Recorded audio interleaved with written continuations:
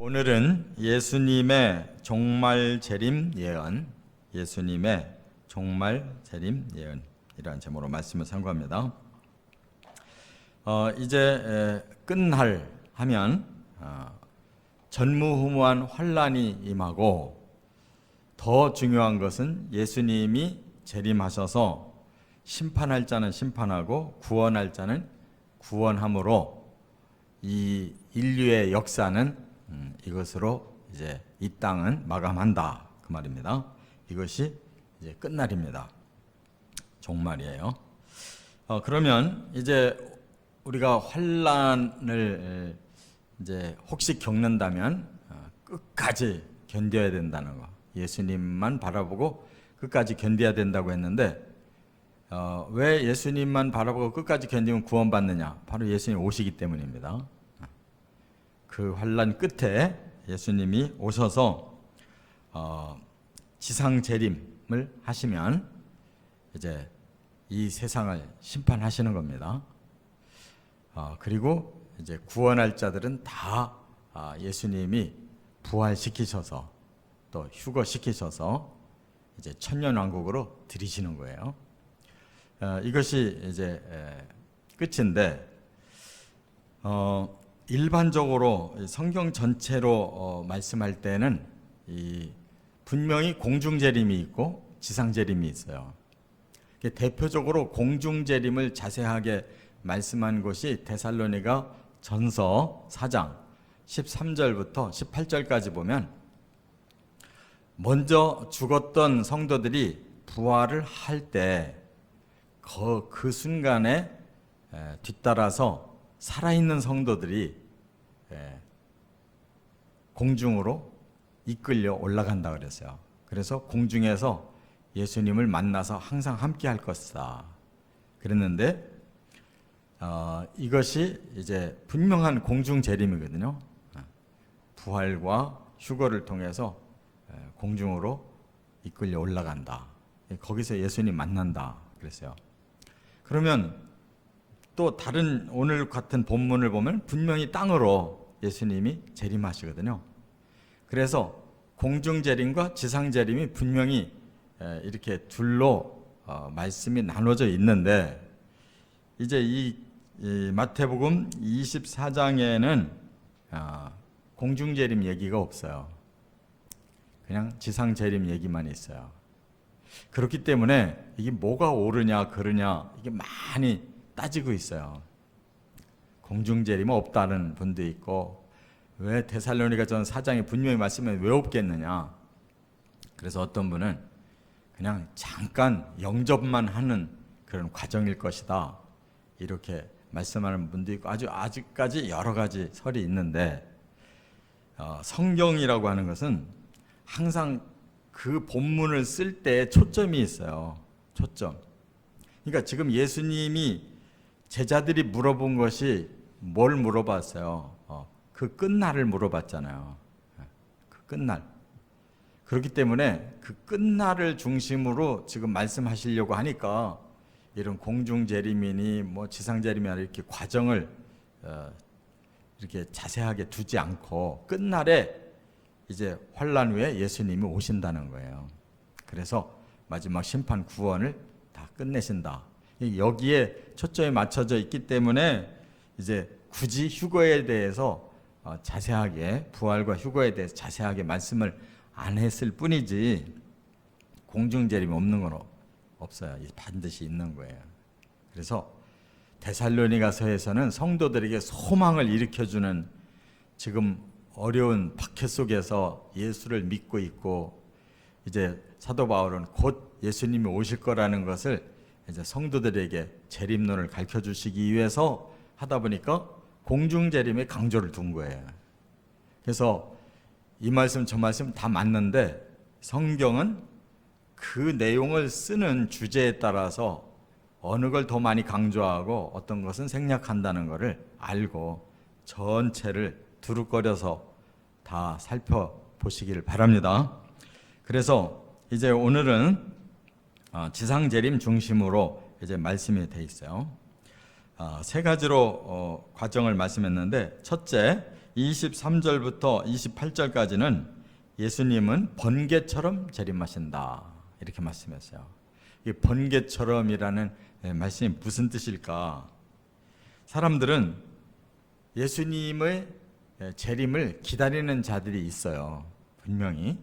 그런데 그들이 예수님의 재림을 맞이하는데 매우 어려움이 생긴다는 거예요. 왜냐하면 여기서도 재림하셨다, 저기서도 재림하셨다, 막 사방에 재림하셨다는 말씀이 이제 소문이 나니까 사람들이 도대체 예수가 몇 번이나 재림하시냐, 그리고 정말 재림하시는 곳이 어디냐 하고 막 온통 거기에 관심을 쏟다 보면 가짜를 만난다는 거예요.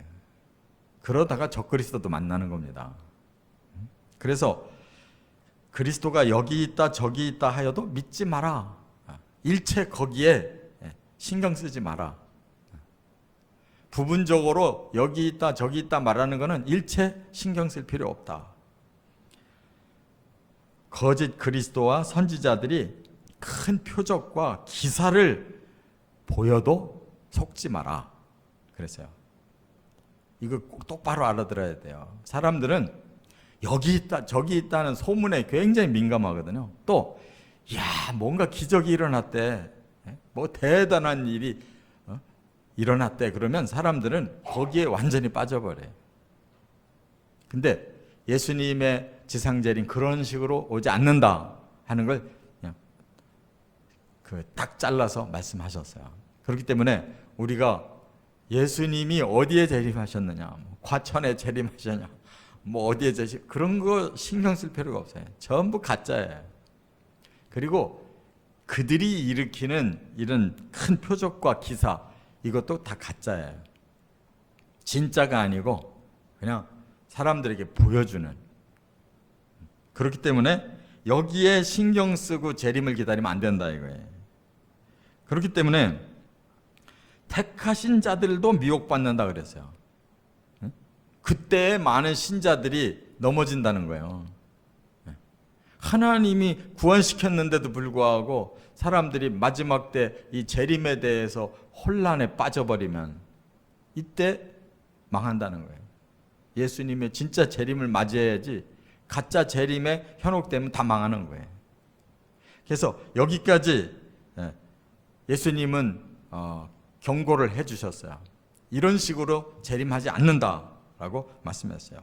그렇기 때문에 뭐 광야에 있다, 골방에 있다, 뭐 어디 그 지역을 얘기하거든 그런 건 절대 믿지 말아요. 그럼 어떻게 예수님 재림하시느냐? 예수님 공개적으로 재림하신다는 거예요. 지상 재림은 공개적인 재림이에요. 꼭 믿으시 바랍니다.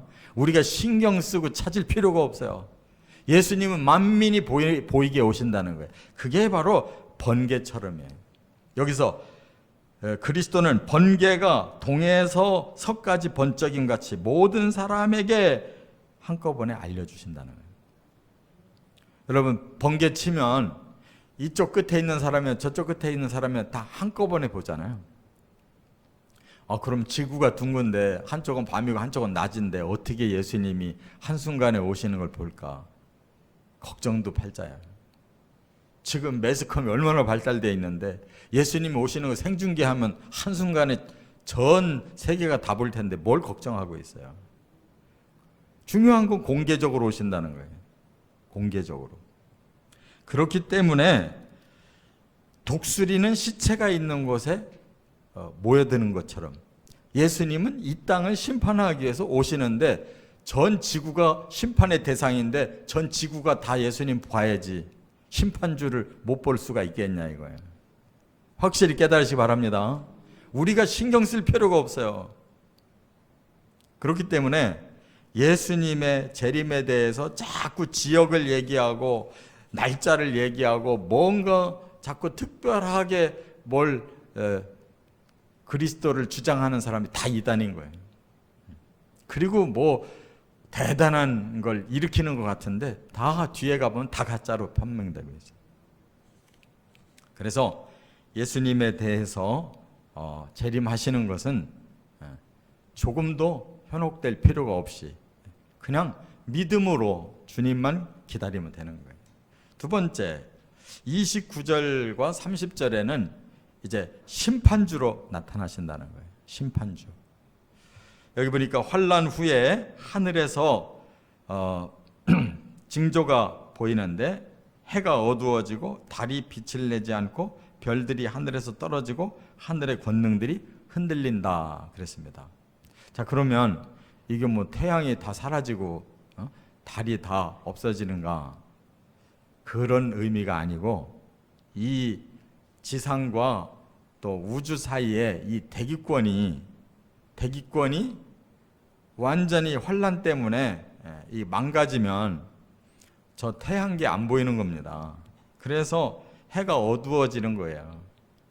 달이 빛을 내지 않는 거고 별들이 하늘에서 떨어지는 것은 이처럼 우주 자체가 그냥 와장창 없어진다는 뜻이 아니고 이 땅에서 보이는 하늘이 안 보이는 거예요. 이 대기권이 망가져가지고. 그렇기 때문에 이제 그렇게 사람들이 너무나 아주 두렵고 그런 무서운 상황에 지금 처해 있을 때 예수님이 이제 그 징조와 더불어 하늘로부터 내려오시는데 여기 보니까 인자가 구름을 타고 능력과 큰 영광으로 오신다 이렇게 말씀했어요. 그러니까 이건 무슨 뜻인가 하면 구름을 타고 그러면 자꾸 손오공 생각이 나는데 그런 뜻이 아니에요. 구름을 탄다는 말은 구름을 뚫고 오신다는 거예요. 우리가 비행기 타본 사람은 잘 알잖아요. 대기층으로 올라갈 때 구름층 위로 올라가는 거예요, 비행기는. 그래서 한참 떠서 올라가다 보면 구름이 저 밑으로 보여요. 그 구름층을 뚫고 올라갔기 때문에 비행기가.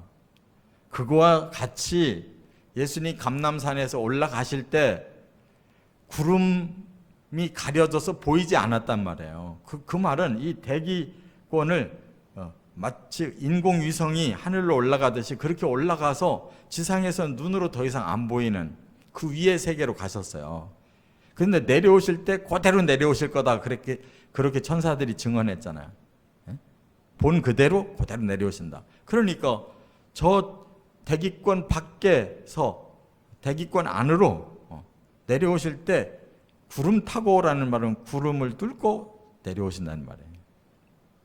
그렇기 때문에 우리가 그걸 자꾸 너무 신비한 것처럼 자꾸 보면 안 되는 거예요.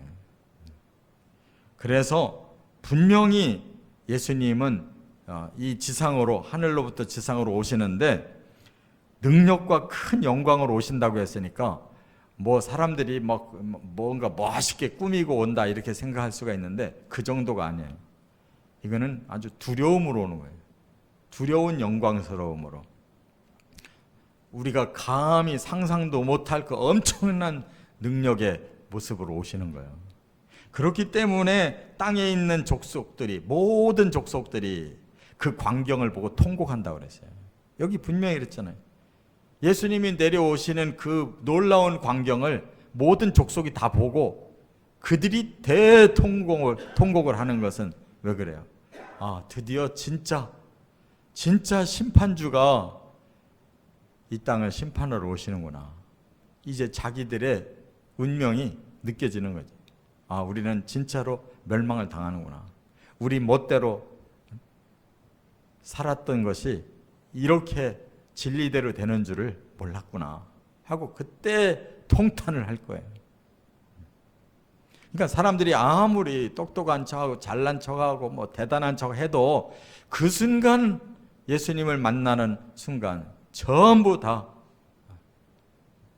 자신들의 죄가 떠오르고 자신들의 운명이 어떻게 될 건가를 느끼기 때문에 두려움 속에 통곡하게 되는 거예요.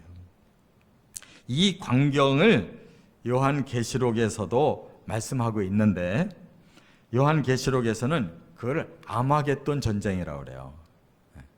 그러니까 아마겟돈이라고 하는 곳에 전쟁이 일어나는데 이 전쟁은 제가 앞서서 말한 환란 때의 전쟁, 유브라데 전쟁과 달라요. 유브라데 전쟁은 사람끼리 싸우는 핵전쟁이에요. 사람끼리 싸우는 2억 명이 모인다고 그랬잖아요. 그리고 그것이 이제 사람들이 스스로 핵 터트리면 혼란 속에서 망하는 거예요. 그런데 그 뒤에 예수님이 내려오신단 말이에요. 이때에 살아남아 있던 적그리스도의 그 군대가 이제 예수를 막아야 우리가 마지막으로 여기에서 우리 뜻을 이룰 수 있다. 끝까지 그렇게 고집하고 예수님을 막으려고 나간다는 거예요. 그 장소가 바로 이스라엘에서의 중요한 전쟁의 고지인 아마겟돈.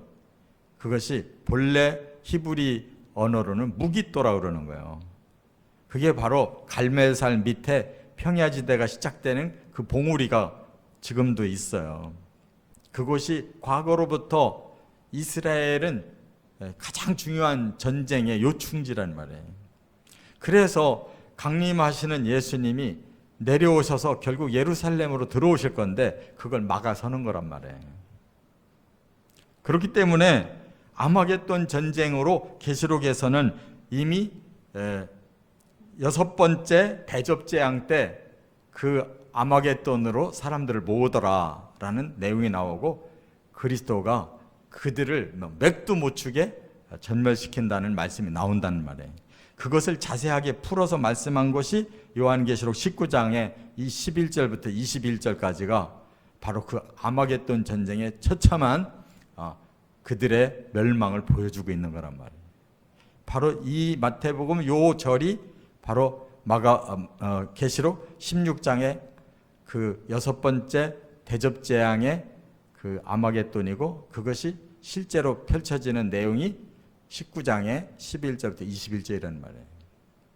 이건 반드시 이 지상에서 이루어질 영적 마지막 전쟁인 거예요. 꼭 깨달으시 바랍니다.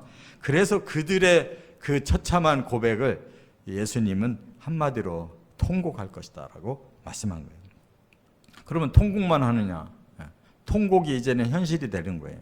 그래서 요한계시록 19장 11절부터 21절에 보면 바로 예수님이 그들을 사로잡는데 먼저 가장 주동자의 역할을 하는 첫째 짐승 적그리스도를 잡고 또 옆에서 그렇게 세계를 적그리스도에게 모으도록 거짓말한 선지자 잡아요. 그 둘은 제일 먼저 불못으로 들어가는 거예요. 지옥불로 제일 먼저 1호로 들어가는 그들이. 그리고 이제 그를 따르던 자들을 전부 죽인다고 그랬어요. 그들은 다 사람들이에요. 그렇기 때문에 일단 그들의 목숨이 끊어져요. 그럼 그들은 이제 어디로 가겠어요? 일단 음부로 내려가는 거예요. 나중에 심판받을 때 둘째 부활해서 그들이 살아나서 영원히 그때 불못 들어가는 거예요. 그렇기 때문에 지금 제일 악한 짓 한 이 두 첫째 짐승, 둘째 짐승만 불못으로 제일 먼저 들어가는 거란 말이에요. 그리고 거기서 사탄을 잡아요. 사탄 잡아서는 사탄은 바로 불못이 아니라 무적행이라는 임시 감옥에다 가둔다는 거예요. 1000년 동안. 왜? 할 일이 하나 더 남았기 때문에. 이렇게 예수님이 심판하시는 것이 바로 이 마태복음에 이렇게 간단하게 말씀을 했고 계시록에 자세하게 풀었어요. 꼭 예수님은 심판주로 오신다는 거 믿으시 바랍니다. 끝으로 세 번째가 이제 31절에 택하신 자들을 모으신다 그랬어요. 이게 바로 이제 예수님께서 재림하셔서 구원받을 자들을 모은다는 말씀인데 이것이 일반적인 종말론에서는 이게 바뀌어 있어요. 예수님은 이 마태복음에서는 먼저 심판 얘기를 하고 그 뒤에 모은다, 구원 얘기를 뒤에 하고 계시단 말이에요. 그래서 이제 다른 본문과 비교하면 이게 앞과 뒤가 서로 틀리다고 그래서 또 야단들어요. 그런데 제가 서두에 말씀드렸죠. 이 마태복음은 어디에 초점을 맞췄냐? 끝날 사람들이 이렇게 악하게 나가다가 이제 끝날에 이렇게 환난과 멸망을 당한다는데 초점 맞췄기 때문에 먼저 심판 얘기를 하신 거예요. 믿으시 바랍니다. 그렇기 때문에 구원이 나중이냐? 그러면 휴거도 없고 그럴 거 아니냐 그 말에. 그러나 예수님의 강조점은 지금 심판이 먼저라는 거예요. 그래서 뒤에 말씀을 했어요. 그래서 어떻게 예수님이 구원을 하시느냐? 큰 나팔 소리와, 여기 데살로니가 전서 4장에도 그랬죠. 주께서 호령과 천사장의 소리와 하늘의 나팔 소리로 그랬잖아요. 그 나팔 소리가 여기도 그대로 나잖아요. 그 나팔 소리와 함께 천사들을 보낸다 그랬어요, 예수님이. 그래서 택하신 자들을 하늘 이 끝에서 저 끝까지 사방에서 모으신다 그랬어요. 그러니까 우리 극동 지방에 한국에 있는 성도들이 우리 너무 사이드에 있어가지고 구원받기가 곤란하지 않을까. 하늘 이 끝에서 저 끝인데 뭘 걱정할 게 있어요. 사방에서 다 끌어 모으시는 거예요. 살아있는 사람이 휴거되고 죽은 성도들은 다 부활시키는 거예요. 전 세계가 동시에. 할렐루야. 거기에 우리가 꼭 속해야 되는 거예요. 어떻게 보면 그냥 미리 죽어서 기다리는 게 나아요. 잘못 기다렸다 환란에 들어가 버리면 아주 곤란한 거예요. 시원찮게 믿고 괜히 마지막까지 살아있다가는 죽도 밥도 안 될 수가 있어요. 평안할 때 예수 잘 믿고 맨정신으로 잘 믿다가 가야지. 그래서 그때 부활하는 것이 차라리 복이에요. 너무 오래 살려고 하지 말고. 그래서 하늘 이 끝에서 저 끝까지 사방에서 모으는데 여기서는 그것으로 끝나요. 그러나 계시록에 가서 보시면 진짜 순서가 다시 제자리로 돌아와서 말씀을 하고 있는데, 아까 19장에 11절 이하부터 심판 얘기 나온다고 그랬잖아요. 계시록 19장. 그런데 그 이전에 7절부터 10절에 뭐가 있어요? 어린 양의 혼인 예식이 먼저 있는 거예요. 그게 구원이잖아요. 구원 먼저 하고 심판 그 다음에 11절부터 시작하는 거예요. 요한계시록은 자세하게 풀었기 때문에 그 과정이 순서대로예요. 너무 염려하지 마시고 요한계시록 19장 7절부터 10절에 나오는 예수님이 재림하셔서 성도들을 그 어린 양의 신부들로 초청하는 데만 참여하면 되는 거예요. 그 다음에 심판은 11절 이후에 들어가는 거예요. 그래서 그러려면 데살로니가 전서 4장의 말씀대로 그 시간에 살아있는 사람은 휴거돼야 되고 그 시간에 죽었던 성도는 부활해서 예수님의 혼인잔치에 참여한다는 거예요.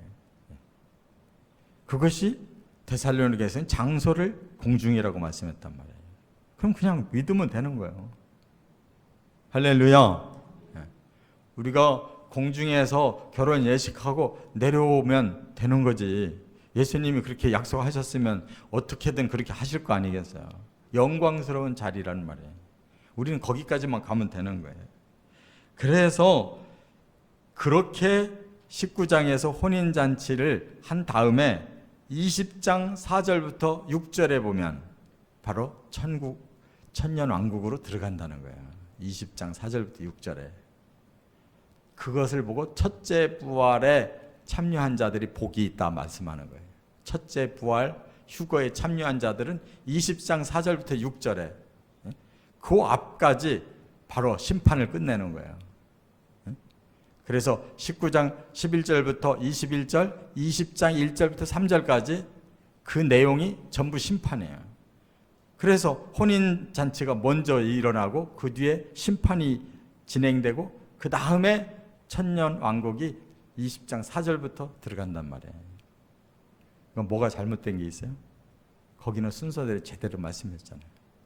그러니까 우리가 다 모른다고 해서 괜히 뭐 한 가지 붙들고 그냥 야단치지 말고 전체를 놓고 보시고, 그래도 모르면 그냥 주님이 알아서 하시겠지. 뭘 자꾸 따지다가 스스로에 걸려 넘어져 이단되면 안 되잖아요. 이렇게 예수님의 재림을 맞이하여 구원받으시기를 주의 이름으로 축원합니다.